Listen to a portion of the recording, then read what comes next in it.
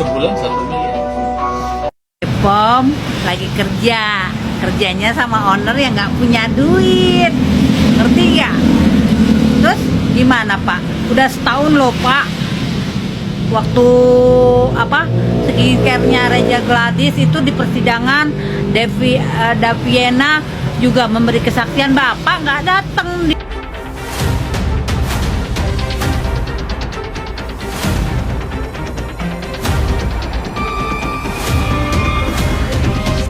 Dulu dipuja sebagai pahlawan yang sikat habis mafia skincare abal-abal, tapi sekarang senjata itu justru berbalik arah.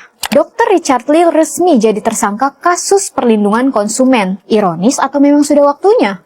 Kasus ini meledak setelah Dr. Samira Farasnas alias Doktif balik menyerang. Produk kecantikan yang dijual atas nama Richard Lee dituduh bermasalah secara hukum dan keamanan. Update per 19 Januari 2026, drama makin panas. Richard Lee kembali absen dari pemeriksaan Polda Metro Jaya dengan alasan sakit. Foto dirinya yang sedang diinfus langsung jadi bahan gunjingan netizen. Banyak yang bertanya, ini murni kondisi kesehatan atau strategi hukum buat menunda penahanan? Apalagi Doktif terus mendesak polisi untuk segera melakukan tindakan tegas. Dampaknya nggak main-main. Polisi bahkan mempertimbangkan buat menyita akun media sosial Richard Lee sebagai barang bukti. Buat seorang pebisnis yang seluruh ekosistemnya ada di digital, ini adalah hukuman mati secara komersial. Kasus ini jadi pengingat keras. Di dunia digital, pedang yang kamu gunakan buat menebas orang lain bisa kapan saja menebas dirimu sendiri kalau kamu nggak hati-hati.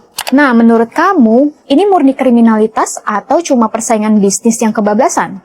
Tulis teori kalian di kolom komentar. Jangan cuma nonton drama, pahami faktanya.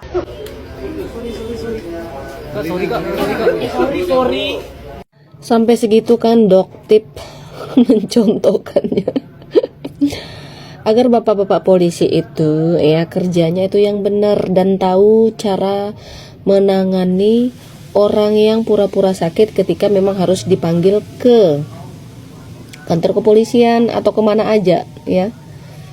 Kalau mereka sedang berkasus dan alasannya sakit, angkut sak kursi roda-rodanya. Jangan mentang-mentang mereka sakit kasusnya didiamin, akhirnya nanti nggak jadi. Itu alasan mereka aja itu.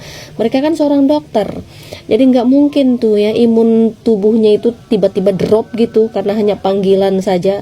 Yang tadinya mereka baik-baik aja masih di podcast, terus bahkan ya kalau dugem aja sampai 24 jam biasa aja, nggak pulang-pulang tuh biasa aja. Ini karena sudah masuk laporan dan dipanggil sudah hampir menjadi tersangka. Nah, pura-pura sakit. Jadi itu tutorialnya dari si Doktif. Ya, jangan lupa lagi nih, sudah di-approve sama Doktif ya. Kalian kalau mau gigi kalian putih, nih pakai si Mitu ini. Kayaknya seger aja di mulut nih, si Mitu ini bagus loh guys, bagus. Karena gue tuh sudah makainya ini. Ya, jadi gigi tuh agak keset kayak gimana gitu. Tuh, tutorialnya tuh seperti itu Pak Polisi ya.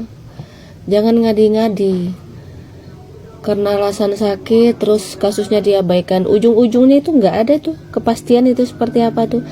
Kenapa sih Pak Polisi suka sekali kalau ada kasus itu kasusnya dibiarkan, bahkan orangnya tuh nggak dibiarkan tanggung jawab atas apa yang sudah mereka lakukan. Bukan kayak ini negara hukum gitu yang semua perbuatan harus dipertanggungjawabkan dan sudah ada konsekuensinya masing-masing.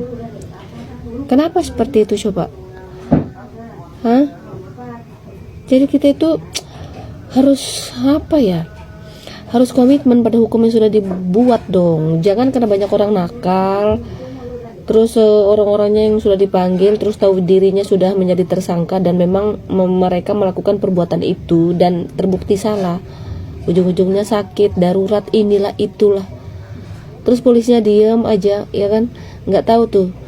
Nggak cari jalan tuh bagaimana caranya dalam keadaan sakit pun tetap harus diperiksa biar ini tuh berjalan, biar kitanya puas gitu loh sama hukum ini, sama penegakan hukum ini, sama bagaimana hukum mentreatment orang-orang yang memang mereka tuh bersalah.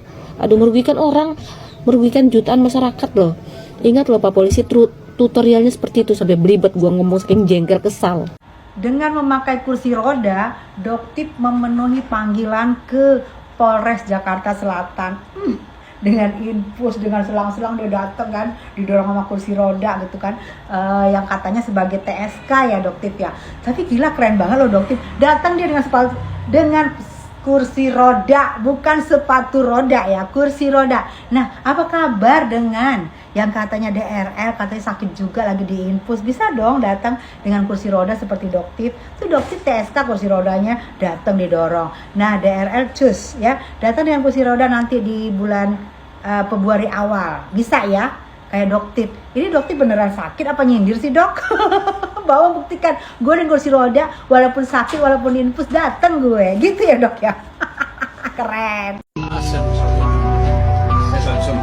Sebulan 1 miliar. Bepom lagi kerjanya sama owner yang nggak punya duit, ngerti ya? Terus gimana Pak? Udah setahun loh Pak. Waktu skincare-nya Reja Gladys itu di persidangan, Daviena juga memberi kesaksian, Bapak nggak datang di persidangan itu. Kenapa? Padahal masyarakat itu ingin tahu penjelasannya dari Bapak. Sekarang Bapak kerja ya, menggerebek pabrik-pabrik ya, itu nggak tahu dia pemain lama apa pemain baru. Yang jelas-jelas pemain lama itu udah kejelas di persidangan Nikita Mirjani ya, label ting, nggak ada tindakan. Daviena sekarang udah kena lagi, dia pemain lama juga. Reja Gladys pemain lama, kenapa nggak diapa-apain Pak? Ya, masyarakat bertanya, kalau yang nggak punya duit itu baru digerebek. Giran yang udah jelas-jelas di persidangan itu label ting, Daviena itu udah berapa kali overclaim, ada merkurinya. Nah sekarang kenapa nggak ditangkap? Masyarakat bertanya Pak, jangan hanya tebang pilih. Kasus Niki udah jelas di sana ya, label ting, Reja Gladys. Daviena juga memberi kesaksian bahwa dia dari pabriknya SH yang punya pabrik itu. Kenapa nggak diapa-apain ya Pak? Bepom itu kalau kerja cuman hanya pilih-pilih kasih berarti ya. Ya habis itu nanti foto-foto setelah dirilis nih yang barang-barangnya yang berbahaya dirilis, besoknya foto-foto, pas masyarakat bertanya bilangnya nggak kenal. Aneh nih Bepom nih, mau bertanya kami Pak Bepom, kalau kerja itu gimana Pak, prosedurnya gimana ya, yang udah jelas-jelas di persidangan, yang udah jelas-jelas pemain lama itu lagi yang berbahaya, skincare itu lagi namanya yang disebut, tapi nggak ada tindakan sampai sekarang ya kan. Mau tanya nih Pak, Doktif kali ini aku nggak ngerti lagi. Ya, baru ini panggilan polisi yang bikin aku ketawa ya ini Doktif ya. Ini kayaknya Doktif ngecengin deh. Doktif kok ngecengin ya Doktif? Tak tahu lah ya. Kita harus mengkaji kembali. Kami kan juga harus menyesuaikan dengan KUHP dan KUHP yang baru ya. Nah, makanya kita harus mengedepankan azas kemanusiaan kepada masyarakat. Tapi yang kedua, kita harus juga melihat, kita akan klarifikasi apakah benar dalam kondisi sakit. Bahkan yang orang-orang berkompeten kan bukan penyidik. Artinya harus ada dokter yang mengkaji langsung terhadap kondisi sakit yang bersangkutan. Pak izin, kalau memang tidak hadir juga, apakah nantinya akan ada jemput paksa atau seperti apa Pak? Ya pasti akan ada pertimbangan lain dari penyidik kenapa panggilan ini. Tapi kita harus melihat kalau memang dalam kondisi sakit ataupun kondisi lain yang tanda kutip, berarti kita kan harus ada tindakan yang lebih ya. Dalam artian ini kita harus memberikan, karena ada di satu sisi ada korban, ada orang yang harus bisa mendapat kepastian hukum atas laporan yang dia sampaikan pada Polda Metro Jaya.